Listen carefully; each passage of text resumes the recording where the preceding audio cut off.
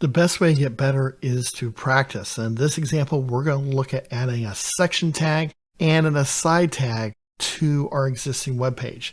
This way we have more power over what we do with it and how we style it. This file is available for download using a link provided below in the description. We will pause for about 5 seconds to give you time so you can download it, and then you can either try on your own or you can follow along.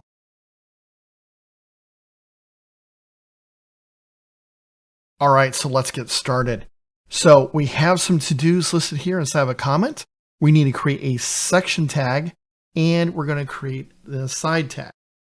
So the first thing I'm going to do is I'm going to create my section tag. And section tags are for if we need to have content and have it broken down into different sections. In this case, we can either add new content, or I'm going to take my paragraph tag and simply assign it to my section tag. Indent it so it looks good there. Then I'm going to have my aside. Now, aside is something that a lot of people get confused about. Aside is meant to be additional information that if you don't read it, does not really affect you. However, it will provide additional information and context to your article, section, etc. So I'm simply going to go in here and type aside, close my angle bracket, it closes my tag. Now I have some text 4-4-aside. I'm going to copy this and put it inside of my aside, like you see here. I'm just going to clean up my HTML just a little bit. I'm going to save this, right click, reveal in File Explorer, and let's open this up inside our browser. Right now, it doesn't look that different. So how are we going to make this look just a little bit different, a little bit easier for us to look at and read? Well, here's what we can do. We go back to our editor. I'm going to go into 4-04 CSS. This should be referenced by our web page. And I'm going to come over here underneath my article-meta, and I'm going to put a article section. So this is saying, hey, if I'm a section inside of an article, and I'm going to choose margin, I'm going to enter in 10 pixels. This is for all 4 sides, top, right, bottom, and left. Save this, go back to my HTML page, and you'll notice that it now displays inside of it just as you would expect. My aside, however, is not displaying differently. That's because I only did my information for the section, not for the aside. So if I want my aside to be about the section, I need to put the aside inside the section.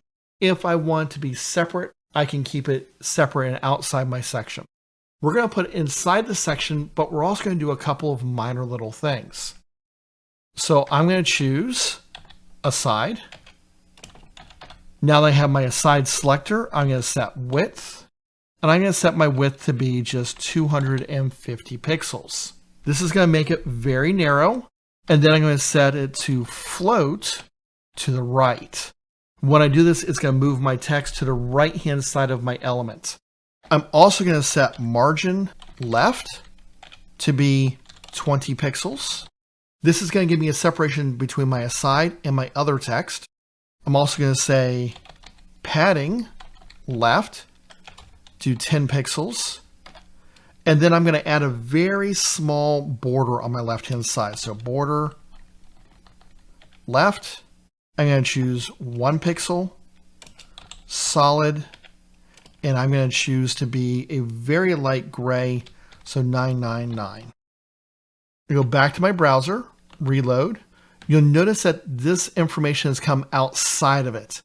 Okay, what does that mean? Well, that means that whenever I float something, I'm no longer in the regular flow of my text. So if I want this to be next to my information, I'm going to need to rearrange some information inside my HTML. So go back to my editor, use my internal tab to go to 404.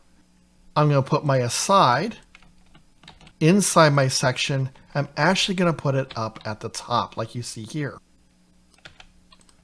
Tab to properly indent. Go back to my web page. And now you can see how this information is laid out.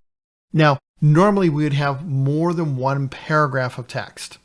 So we're going to go and load in some more text so that this way our content isn't hanging down below inside of our footer. Inside my folder, I have a file called 04-04-section. I'm going to simply copy this, go back into my HTML tag, and then insert it into my page. Tab to indent so it looks a little bit nicer.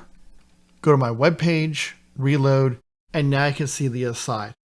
This is obviously separated out. It's not part of my main content. This provides extra relevance to our page, but doesn't have to be read. And so we push it aside so that it's there if we need it, but it's not if we don't. Now, in the future, we'll look at adding images so we can add them to a site or anywhere else inside of our web page. However, right now, we want to focus on links, and that's going to be our next video coming up. Use the link on the screen in order to learn about that.